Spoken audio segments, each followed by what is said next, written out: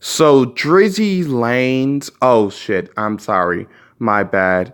My bad. I just made a huge mistake. Okay. Champagne Tory. Oh, again. Oh shit. Wow. How come I keep on doing this? Tory Lanes. Oh yeah. That's it. No, no, no. That's not it. I'm sorry. I'm gonna stop fucking around.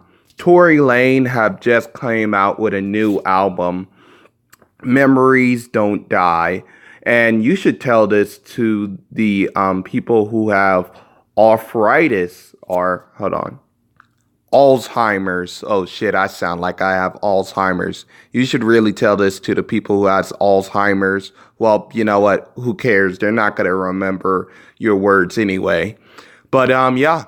So Tory Lanez is of course a person who blew up on YouTube. He first had a little rap where he was named as Drake Little Brother, and then he blew up of course with his first project, I Told You, which he had this like where he had this like singing vocal style that I think was better than Drake's singing. If you ask me, I think Tory Lanez actually outperformed like Drake when it come to the singing category. I think his voice is pretty awesome, and I think his like raps are pretty subpar when it comes to it.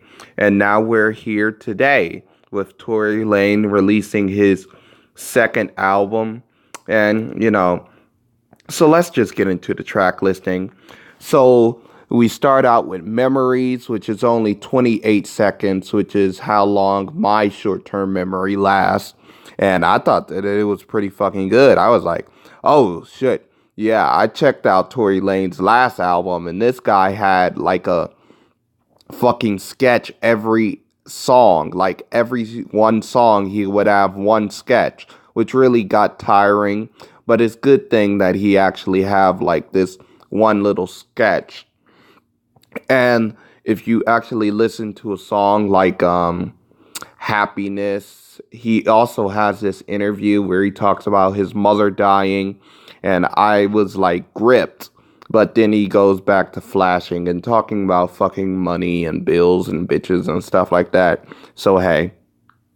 So I listened to the song Old Friends, and it kind of reminded me of a DJ Khaled song, which is No New Friends. But this is not the only time a DJ Khaled song featuring Drake reminds me or appears on this song. If you listen to 48 Floors, where he says the pussy's so good I should have to pay. That kind of reminds me of For Free, where he pretty much says the sex so good I shouldn't have to fuck for free.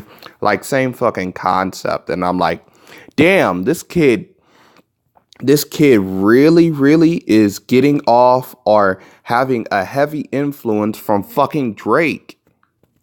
I mean, in Old Friends, the flow sounds like the flow from Summer 16. The whole beat switch up reminds me, like the whole beat switch up in two songs reminded me of Catch Up and 0 to 100.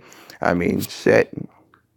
And you have a song like Shooters, which kind of reminds me of fucking We Made It, and also Trophies, which also had a heavy trumpet sampled in the beat. I mean, the beat is non for Shooters and stuff like that. It just kind of reminded me of those two Drake songs.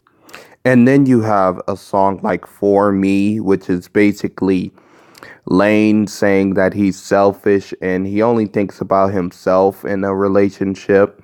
And the whole, what you call it, the whole messing with the vocals things to make it sound electronic or animatronic kind of remind me of 24 Karat Magic, which came out by Bruno Mars, just saying.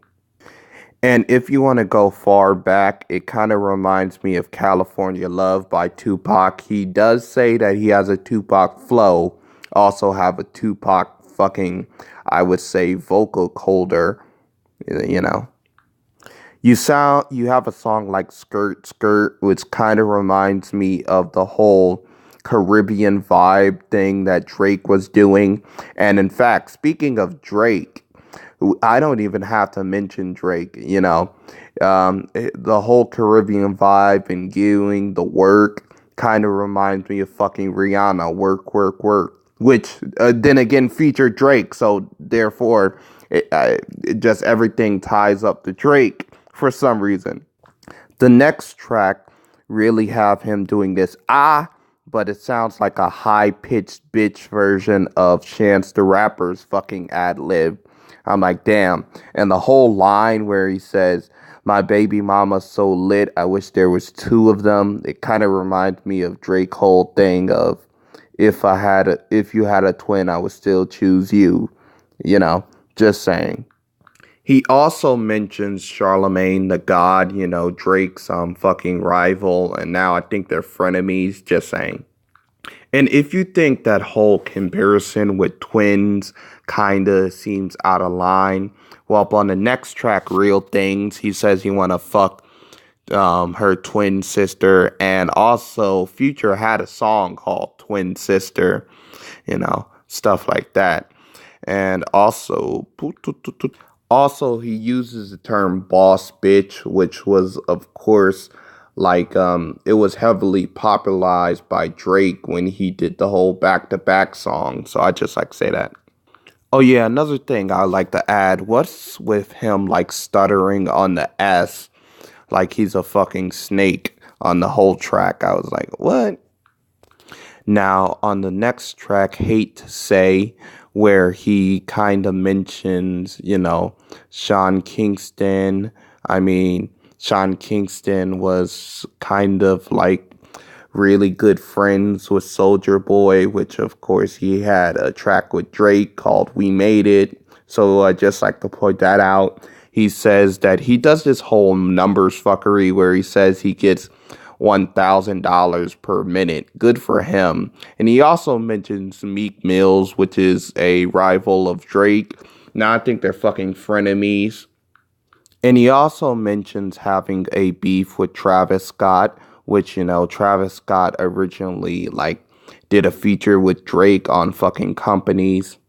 On Drake's, I think, What a Time to Be Alive mixtape. Not What a Time to Be Alive shit. If you're reading this, it's too late, my bad. Also on the song, he says that people are getting mad at him for pretty much redoing their songs or doing like remixes to their songs, just like to point that out. All right, now on songs like BID and BBWW, he seems a little kiddish. Like on the song BID, he says he'll fucking get attached. And on the song BBWW, he referenced doing his ABCs and Do Re Mi's and Cat Daddies and Swag Daddies. Like, come on, this shit is some stuff you would do when you're a fucking kid, man. I mean, somebody did call him Drake's little brother, so hey. On a song Dance With Me, he's basically like Naz, whatever the fuck his name is. He actually like says the whole Diamonds Dancing, which was literally a song done by Drake and fucking Future, just like to say that. And Tory says that he gets in a real nigga vibe with his 40, which, 40 is a producer of Drake. Just saying. On the song Peace, it kind of reminds me heavily of the Nas song The Message, especially with that violin coming in and out on the beat. I'm just saying. And, it kind of has this like whiny little thing where somebody kills his mother and then thinks he's going to heaven. Why you think you're going to heaven? You just did matricide.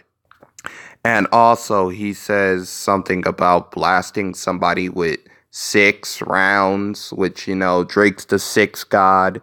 And again, this song sounds heavily like Nas The Message. And even 50 Cent says that there's a little Nas, a little Biggie. Like, yeah, come on, man. All right. So on the song Connections, I'm feeling it less, like I'm feeling less of a connection than giving a back rub to a quadriplegic. Like, man, I like that Fabulous does this whole bad boy reference, but that's pretty okay. All I can say about Hillside is that The Weeknd loves the Hidden Hills, and Hypnotized, Biggie had fucking a song called Hypnotized. That's the most interesting thing I can basically say. On Happiness, he says that say that you sound like Drake, which you do. You do many times, or at least you reference Drake many times, like secretly, covert, or just outright. And on the song Don't Die, he says he literally 2 plus 2 niggas. So remember when I said he sound childish on BBWW? Overall, what I'm trying to say is this guy fucking sounds like the generic brand version of Drake. I liked him better in his last album because at least he had a certain style with his voice and shit like that. And he didn't was heavily thinking about Drake, or at least it didn't seem like that. And what I'm trying to say overall with all these references and shit is this guy needs to literally make his own lane and shit. Just have something unique about him other than referencing other rappers and shit like that. He has 50 Cent on here, but 50 Cent kind of was in his position where all he can do was reference other fucking rappers. This is basically How to Rob 50 Cent, if you get the song. But yeah, I didn't really care about this album. What is he doing that Drake didn't do or just could do in the future that was better and with more production? I just like to say that. And that's my thoughts on the album. I'm gonna give this album a 5. I really wish he makes his own lane, literally like your Tory lane. You're more like Tory Block or Tory Ab to me. And that's how I feel. If you feel differently, write in the comment and have a nice day, guys.